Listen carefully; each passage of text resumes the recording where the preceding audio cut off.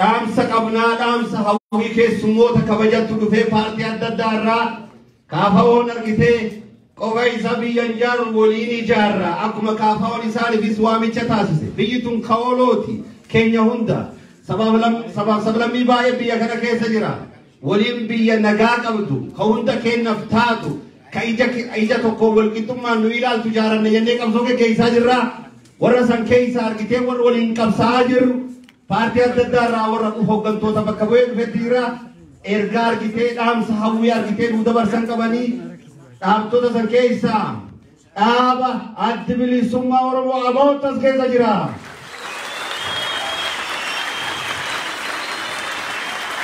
Eeyyeen waliin qabsoofnamire abaa'oo hin ta'in kennan abaa'oo hin ta'in shaalakee hin kennan abaa'oo kabakka deemee obbo Jabeessaa Gabbisaa gara waltajjiitti dhaabbatanii akka nu dabarsan.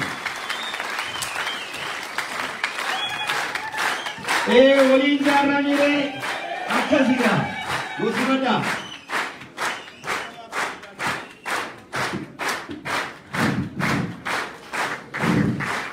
Muka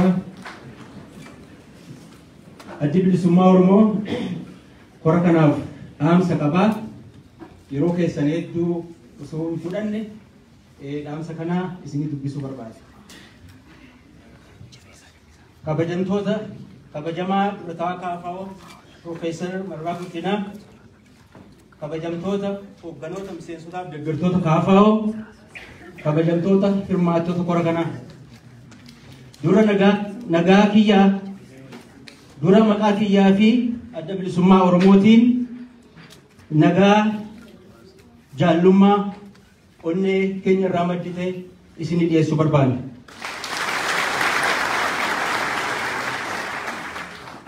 Nagaa kiyyatti aansee sirna baniinsa kora sabaa lammaffaa Koongireesii Federaalawaa Oromoo irratti akka argamnuuf nu afeeruu keessaniif guddoo isin galateeffachuu barbaanna. Haala hedduu rakkisaa keessatti kora sabaa lammaffaa Kaafaa'oo qopheessuu irratti milkaa'uu keessaniif baga gammaddan jechuu barbaanna. Kora kana irratti milkaa'uun keessan milkaa'uu uummata Oromoo qofa osoo hin taane milkaa'uu saboota sablammootaa fi uummattoota biyya kanaa harqoota cunqursaa jalatti dararamaa jiran hunda waan ta'eef ammas irra deebi'ee baga milkooftan jechuun barbaada. Akkuma hundi keessan beektan haalleen bal'oo fi rakkoo mara keessatti Kaafaa'oo fi ABO'n hariiroo wal hubannoo waliin hojjechuu hariiroo jaalalaa tokkummaa fi nagaa baroota dheeraa lakkoofsise qabu. Hariiroo hojii kaayyoo waloo irratti hundaa'e baroota dheeraaf Kaafaa'oo fi ABO gidduu ture irraa namooti hedduun dhaabota kana lamaan akka lakkuutti ilaalu. Hariiroon kaayyoo Kaafaa'oo fi ABO gidduutti baroota dheeraaf tiffamee har'a ga'e callisee kan argame osoo hin taane beekumsaa fageessanii yaaduu akkasumas dantaa sabootaa sablammootaa fi uummattoota biyya kanaa bu'uura taasifachuu hoogganoota dhaabota kana lamaanii irraayi. Bakka ABO'n hanqise Kaafaa'ootu guutu. Bakka Kaafaa'oon hanqise ABO'tu guutaa ture. Rakkoo hamtuun yeroo ABO mudatu Kaafaa'oo abdanna turre.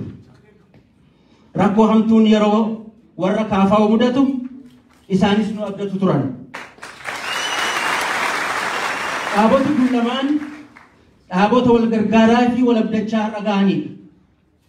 Dhaabota siyaasaa biyya kana keessatti argaman hunda irra kan wal dubbisuun waliin hojjechaa har'a ga'an dhaabota kana lamaani. Hariiroon tokkummaa fi waliin hojjechuu Kaafaa'oo fi ABO wareegama qaaliidhaan tiffamee har'a ga'e injifannoodhaan haga xumuramutti dhaloota irraa dhalootatti darbee tiffamuu qaba.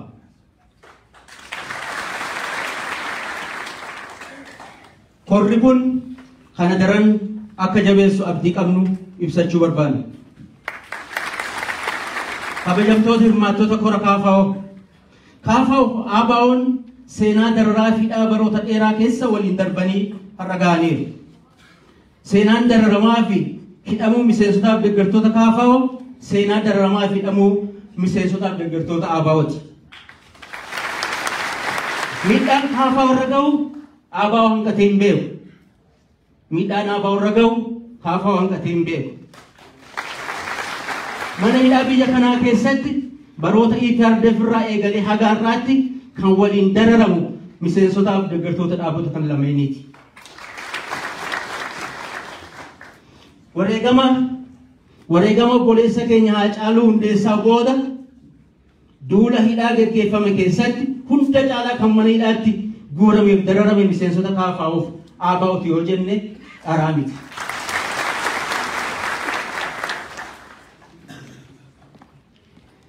Haala hamaa namni guddoo sodaachifame wal gaafachuun rakkisaa ture keessatti illee miseensotiif deeggartooti KFO mana hidhaa turan waan argatan ofii dhiisanii kennuufiidhaan yookaan ammoo qooduufiidhaan miseensotaaf deeggartoota ABO mana hidhaa turan waliin jiraachaa turan.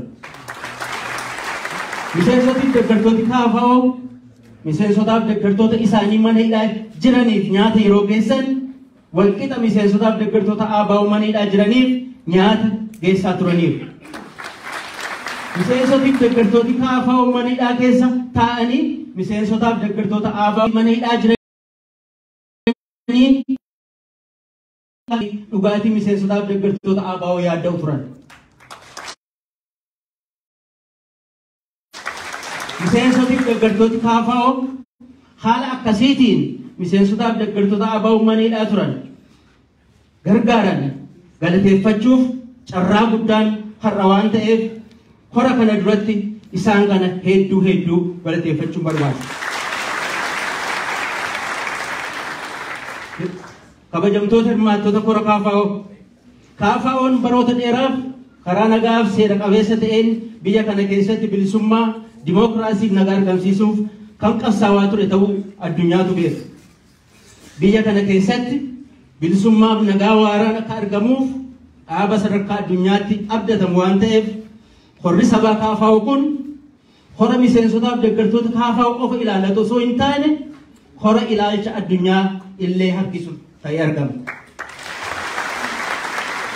Akeeki siyaasaa KFO akeeka mirga hiree murteeffannaa uummata Oromoo qofa osoo hin taane mirga hiree murteeffannaa saboota sablammootaa fi uummattoota biyya kana keessa jiraataniif hunda mirkaneessuu waan ta'eef horri KFO kun ilaalcha saboota sablammootaa fi uummattoota biyya kana hunda illee kan harkisu ta'a.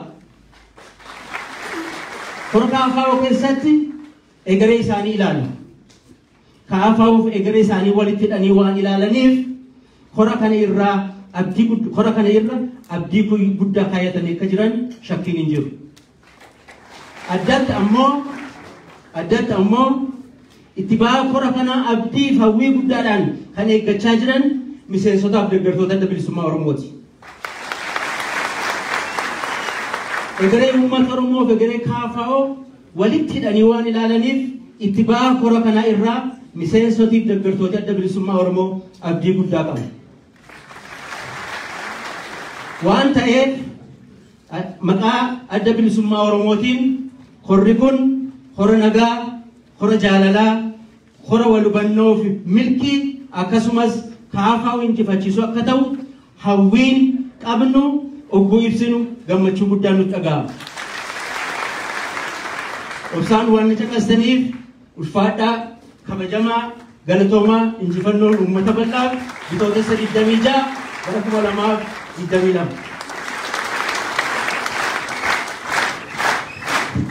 Hamilee guddaan nu simada, hamilee guddaan eeyyen hundi keenya Oromoof Oromiyaaf qabsoofnami.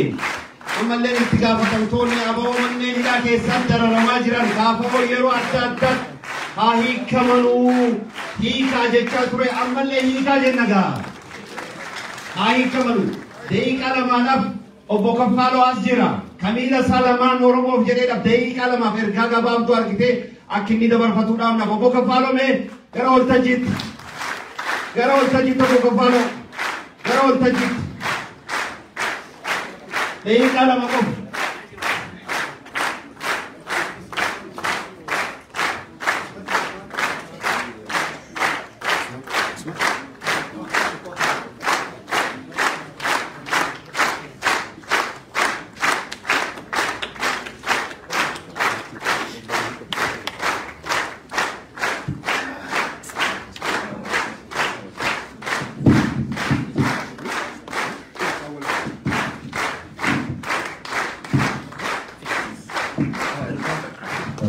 Ufada galatoomaa duraan dursa kabajamtoota qophii qabu ifa manaa gora kabajamtoota koongireesii federaalawaa hora lammaffaarratti akka argamu keessaniif kabaja guddaa isiniif qaba galatoomaa baay'ee isin jaallanna akkuma tasaa hoolna waamtanii dhufuufillee baay'eetti qophoofne ifa manaa godha.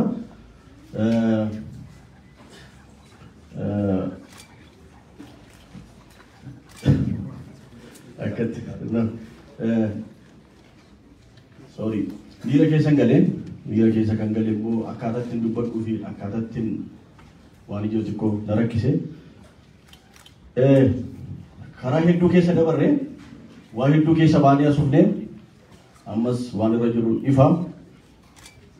Waan jedhuu fi tokkummaa masinii abaa jabaadhaa tokkummaatiin gara fuulduraatti deemaa tokkummaan humna akkuma amma qabdanii tokkummaa jabeessaa warri mana hidhaatii baatan baga nagaan baatanii mana hidhaa wal'aa kanatti baga nagaan baatanii warra haftanis rabbi sinaa baasuu hin baatu jabaadhaa ulfaadhaa tokkummaatiin wal bukkee dhaabadhaa rakkoo bara dheeraa ture amma hoonaa deemaa jiru kana furuuf namni hundumtuu amnamummaaf tokkummaatiin akkuma diirama dubbatame araarri kaabarratti labsamee oromiyaa irratti hin labsamne kun hunda keenyatti nutti dhaga'ama maaliif jennaan kaleessa dhiigaa turre har'as dhiiguu maatii keenyaa dhaga'uun nama rakkisaa miira keessa nu gashaa baroota dhufaa lolli oromiyaa irratti dhaabbateen beeku ammallee deemaa jira kaleessa deemaa ture ammas lolli kun akka dhaabbatu dura fuullee oromiyaa irratti qabaachuu naanneffachuu akka qabdanii fi luba keessan lamaanuu oromiyaa keessa dhaabbachuu akka qabdan jalqaba araarri oromiyaa irraa ka'uu qaba jeetanii yaada jalqaba jechuudha asii ka'uu qaba jedhanii ture otuu araarri labsamuun barbaadame jalqaba oromiyaa irraa labsamuu qaba tokko saba guddaadha lammaffaa immoo carraa maasteetii walitti odeessinu kana yookaan fide ijoollee oromooti dhiiga ijoollee oromooti kanaaf dagatameera kuni ilaalamuu qaba. Dogoggora sirrii miti jeetanii yaada kanaaf gara kanatti fuulleeffadhaa jira warra araara kana rabsanii warra aangoorra jiranii warra jirtaniif uummata oromoo bal'aaf immoo oromoon amma du'a bareera du'a baruun kun baay'ee waan nama sodaachisu du'a oromoon amma baree kana dur nam tokko gaafa du'u yookaan barataan tokko mana barumsaa tokko irraa gaafa ari'amu mana barumsaa walii galaachifama ture namni hin gaafata amma garuu oromoon du'a bare kanaaf du'a kana garuu saphisuu qabnaa xiqqeessuu qabnaa oromiyaan nagaa argachuu qabdi nagaan oromoo kun nama hunduma yaaddessuu qaba ani fakkeenya mana hidhaatti argamne yoo gara fufaatti siqeera maatii kiyya deemee dubbisee beeku jechuudha dubbisuu hin danda'u deemuu hin danda'u kanaaf uummanni oromoo bal'aan quba qabaachuu qaba sagalee walii ta'aa ulfaadhaa kabajamaa waaqayyo saba bal'aa go'ee kan uume saba bal'aa go'ee kabaja guddaarratti akka nuti barsiisu abdii qabaa ulfaadhaa. Kabajaan asii waddaa. Egaa gaggabaabsaa deemnaa sagantaa kennaa dhaamsaa hawwii keessummoota kennaa ammas itti fufnaa የተጋባዥ እንግዶች የመልካም ምኞት መግለጫ ነው እየተላለፈ ያለው። እንግዲህ አሁን ቀጥሎ ደግሞ ከፓርቲ ምክር ቤት ዶክተር ራሄል ባፌ እንግዲህ ወደዚህ መድረክ ቀርበው አጠር ባለ መልኩ እንግዲህ የመልካም ምኞታቸውን ለካፋው ያስተላልፋሉ። ዶክተር ራሄል ወደ መድረክ አሚሌ ትራገና አሚሌን ሞራል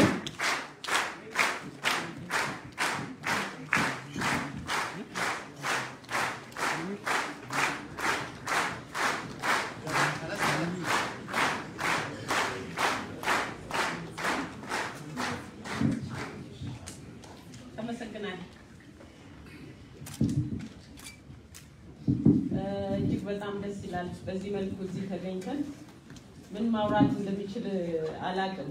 አሁን የቀረበው ወንድማችንን ልጃችንን ስናየው ይሄ ነው እየተከፈለ ያለው ሰው በመሆናችን ማግኘት ለሚገባን ነፃነት አካል ህይወት እየተገበረ ይገኛል።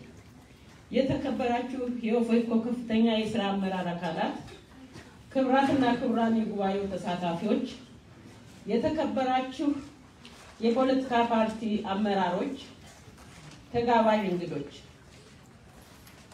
አገራችን ባለችበት በዚህ እጅግ አስቸጋሪ ወቅት ከብዙ የተለያየ አገራዊና ፖለቲካዊ ግዴታዎቻችሁ ጎን ለጎን ይህን የኦፌኮን ሁለተኛ መደበኛ ጠቅላላ ጉባኤ በዚህ መልኩ በማስቻላችሁ ሁላችንንም በጋራ እዚህ እንደ ሀገርም ስለሰበሰባችሁን እንኳን ደስ ያላችሁ እላለሁ። እንኳን ደስ ያላችሁ።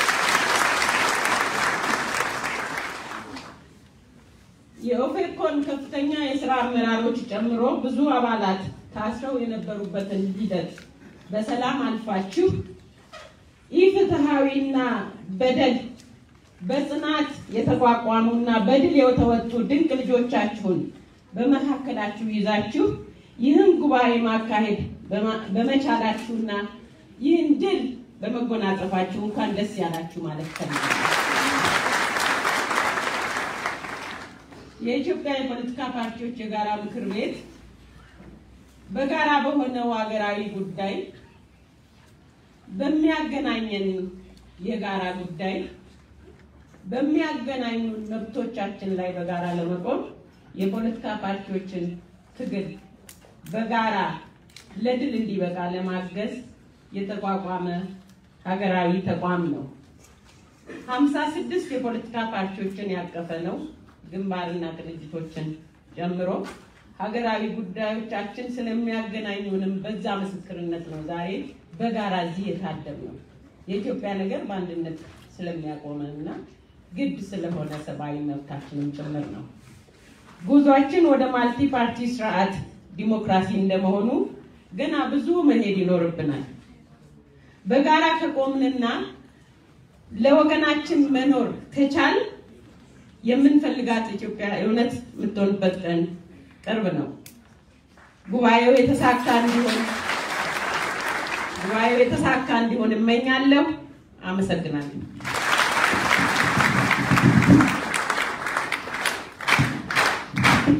ሞራል ዶክተር ራይልን እናመሰግናቸዋለን።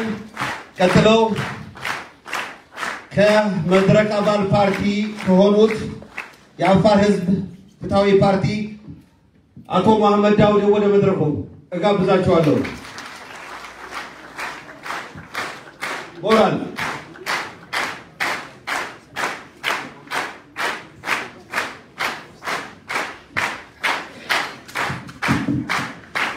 ከአፋር ነው መጥቶት። ሞራል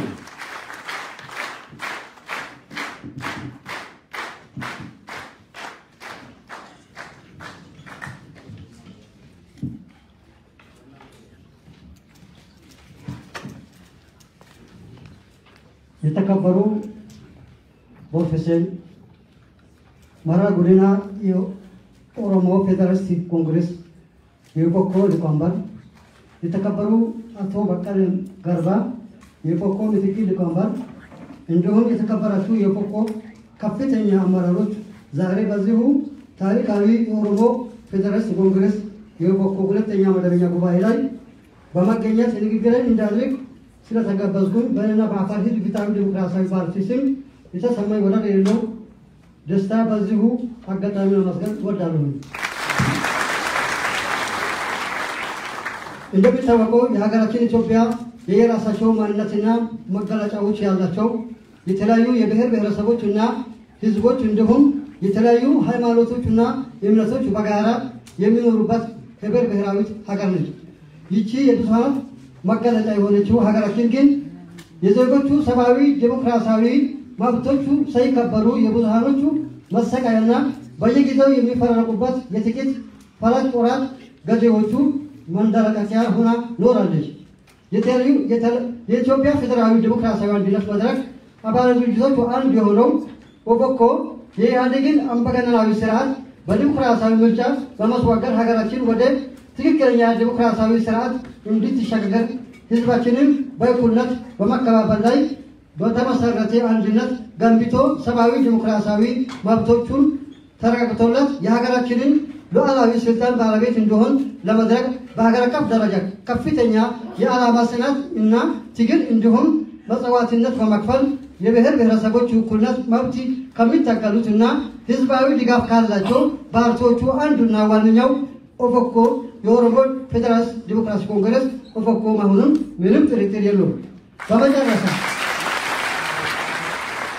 በመጨረሻ ይህ በእንዲህ እንዳለ ሆኖ የአፋር ህዝብ ፍትሃዊ ዲሞክራሲያዊ ፓርቲ የኢትዮጵያ ፌዴራላዊ ዲሞክራሲያዊ አንድነት መድረክ አባል ድርጅቶች አንዱ እንደመሆኑ መጠን ዛሬ በዚሁ ታሪካዊ ጉባኤ ላይ በመገኘት ለኦፌኮ ለትግል አጋርነት በማሳየት ይህ ታሪካዊ ጉባኤ የተሳካ እንዲሆን በእኔና በአፋር ህዝብ ፍትሃዊ ዲሞክራሲያዊ ፓርቲ ስም ምኞቴን ይገልጻለሁ። አመሰግናለሁ።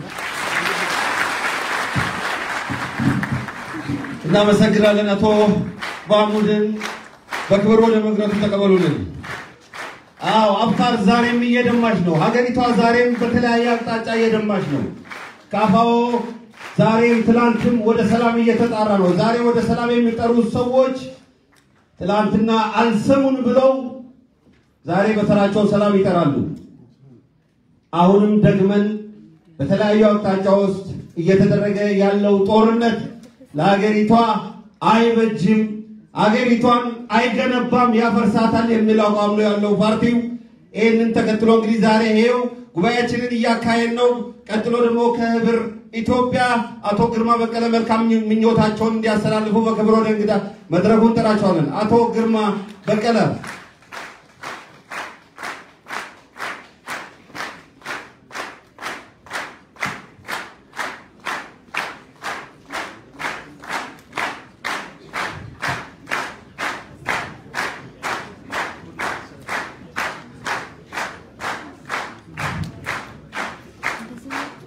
ግርማ ወደ መድረኩ።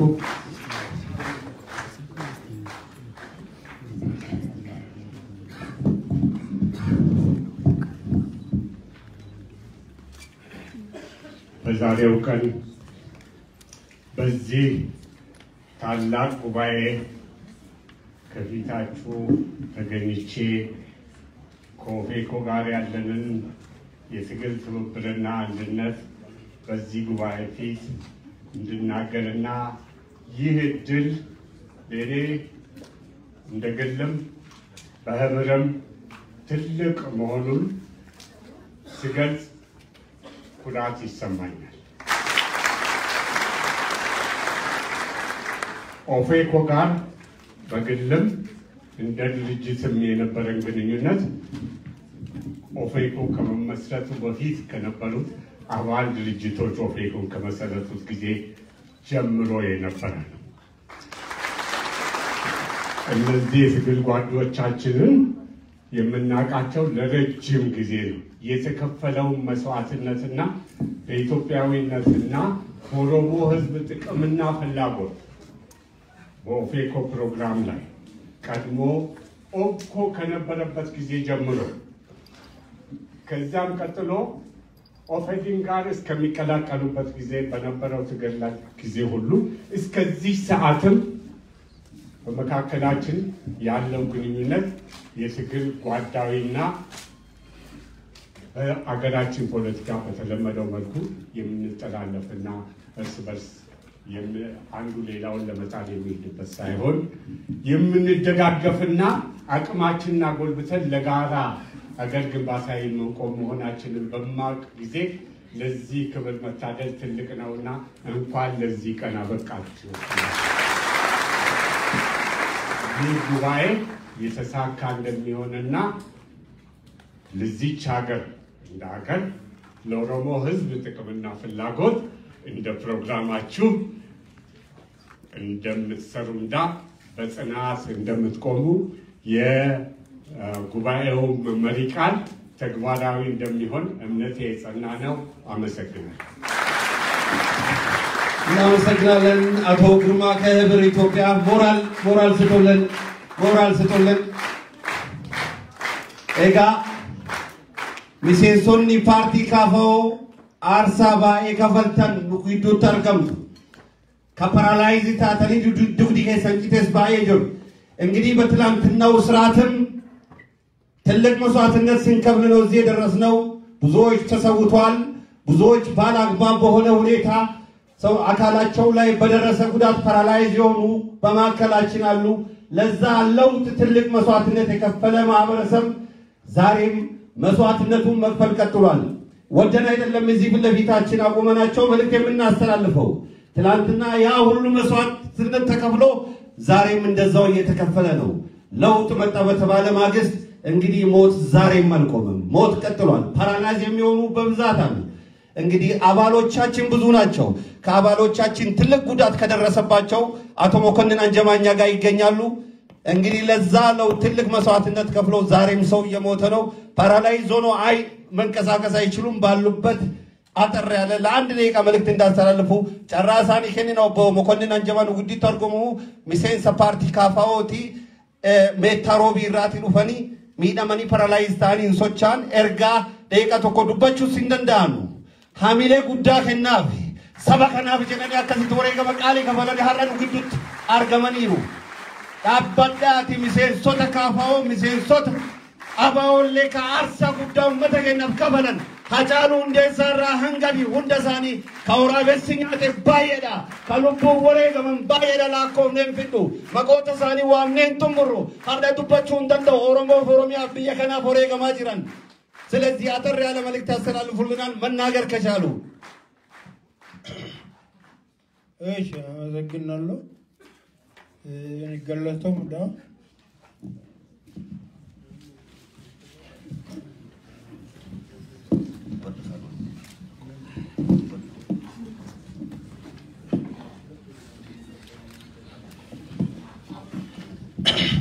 እሺ ገለቶም ዳን ሲንጀዳ ዱበቹን ረግዛት ነው ቱሬራ ወንጉን ሰገልተም ገጃል ሚስንሳ ዳባ ከናን ታይ አራመቴጆ yoru masanra jamareti yani iban rage chafe ke jature amma kananja do jirate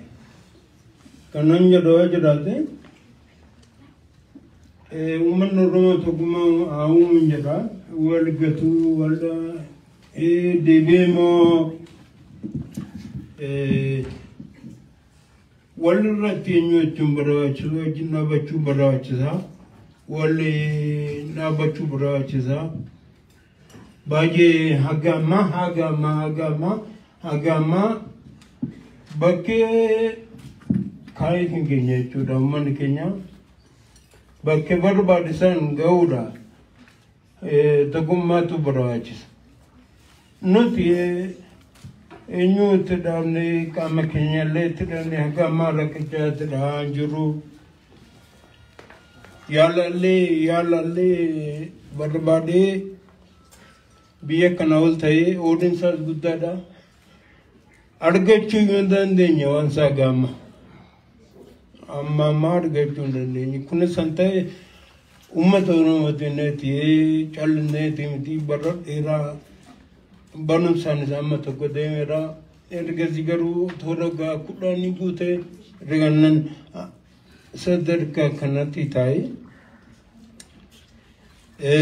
dibemo kanmanje chubrawada bodimo yo chadana kenawa je chubrawada sini galotoma dal fada namoni undiju ulfada kawjamata ega kun hundu yihullu ለሀገር የተከፈለ መስዋዕትነት ነው ለህዝባችን የተከፈለ መስዋዕትነት ነው ኡመተከነ ዳፍ አርሳ ከፈለ ሜዳ አርቀስ አርሳም ሱን ጀባቴ ትውፋጅራ ega hamma arsa kenne kafalle hamma galma barbaannutin geena ittaanuudhaan kaagoo ብሔረሰብ አለምረው ይርዳውን ወደ መድረኩ እጠራዋለሁ የመልካም ምኞታቸውን ያስተላልፉልናል ሞራል ካገው ብሔረሰብ ፓርቲ